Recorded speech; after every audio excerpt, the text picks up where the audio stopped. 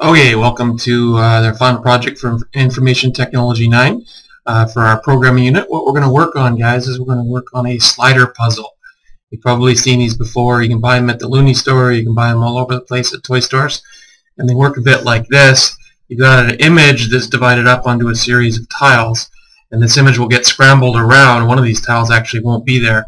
And your job is to slide all the tiles into the open space and continually move the tiles around until you reform the original image. So the image starts like this.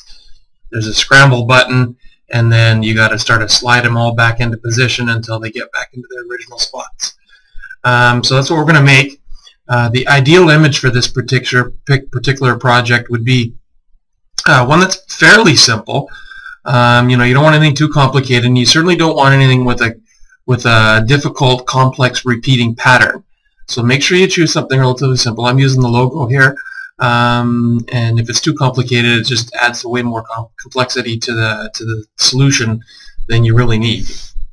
All right, so what I want you to do, I'm going to use Photoshop Elements 2.0. I know it's an old, archaic version, but it's what I have installed on this laptop at this time.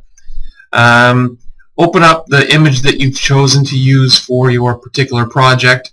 Remember, we want something that's square in dimensions, so you want the dimensions the same across the top as they are down the bottom, and so you want a square dimensions because we're going to wind up making this obviously a 3x3 image. So what we're going to do is make sure you have your settings set up properly. We're going to pull down the Edit menu and go down to Preferences, and then we're going to go to General. So Edit, Preferences, General. Make sure that you have Units and Rulers selected. I'm going to choose centimeters for my rulers and then simply select OK. What that means is it's going to give you this here across the top, which is our ruler, which gives you kind of like a size guide. The other preference we're going to want to set is we click on our Preferences menu, go to General, and then we're going to want to pull this guy down, and we're going to go down to Grid. And what we want is the grid lines here, they're not actually drawn on the image, but they do give us a guide for how big certain parts of the image are. We're going to use this to help crop this into 9 smaller images. So what we want, since we've chosen centimeters as our dimensions across the top and down the bottom, and this is a 6x6 document, 6 centimeters by 6 centimeters, what we want is we want a grid line every 2 centimeters. That means 2 centimeters there, 2 centimeters to there, 2 centimeters to there. So there's our grid lines there, 2 centimeters, and we want 0 subdivisions. You can put whatever you want in there. To me, it just makes things confusing. So we're going to go black dash line, a grid every 2 centimeters, and no subdivisions, and click OK. Now, if you don't see this, if you followed this so far and you don't see this, what it means is you got to go to your View option. You've probably got these guys turned off, and it probably looks like this. So to turn them back on so you can actually see them, click on View, put the check mark next to Ruler, click on View, put the check mark next to Grid. Alright, so this is our image we're going to work with. Now all we need to do for this first part of this tutorial is to chop this document up into smaller pieces. What we want is, instead of having one full complete photo or image, we want 9 smaller images. 1, 2, 3, 4, 5, 6, 7, 8, 9. Alright, so choose the crop tool here and set your crop dimensions to 200 pixels by 200 pixels.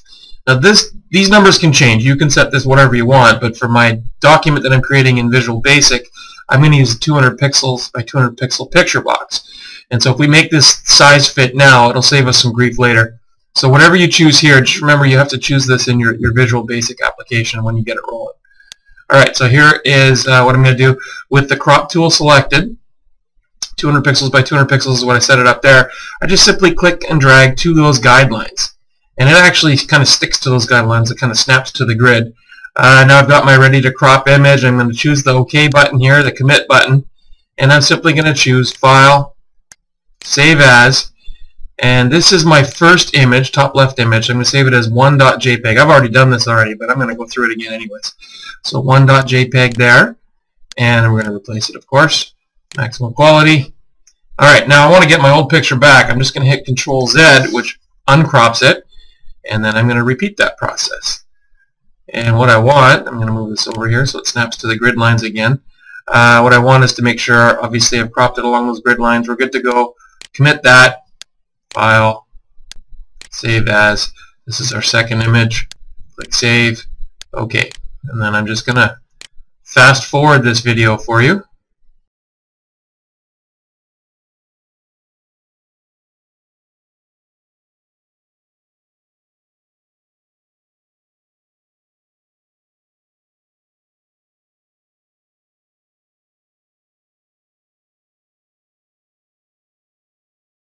Alright, and we're back. So I didn't actually fast forward it, I just played it. I just did my Photoshop skills at super high speed. Alright, so what we've got, remember we've chopped this up into 9 individual images. When it's all said and done, it's going to look a bit like this. This is the image that we're actually not going to be using, because of course we need, on our actual game, we need an area that's not part of it. We're going to take that tile out. That's why this image is off-centered a little bit here. Because we need to have an image that's going to fit into this space here, but not lose data from removing that part of it. All right, so here's my final images. There's 2 through 9, and we're good to go. We're ready to open this up and import it into Visual Basic.